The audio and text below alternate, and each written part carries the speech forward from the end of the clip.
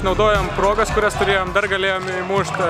Aišku, mūsų tikslas buvo įmušti įvartį ir nepraleisti, aš manau įvykdėm ir su kaupu, įmušėm 2, laimėjom, aš manau viskas teigiama ir labai gerai. Buvom išanalizavę gerai komandą, žinojom, ką daro vartininkas, Karlis gerai atsiminė, kad jis negaudo kamuolių, atmušinėja ir gerai išpildėm.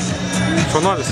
Tai aišku, kiekvienas įvartis yra brangus, ypač Europoje. Šis etapas yra vienas svarbiausių metų etapų ir aš manau stengsimės, kad žengtume į 3 etapą. Tikrai visi mes dėkingi fanam, kurie mūsų palaiko, atvažiuoja ir tikiuosi Marijampolėje bus pilnas stadionas ir mūsų palaikys.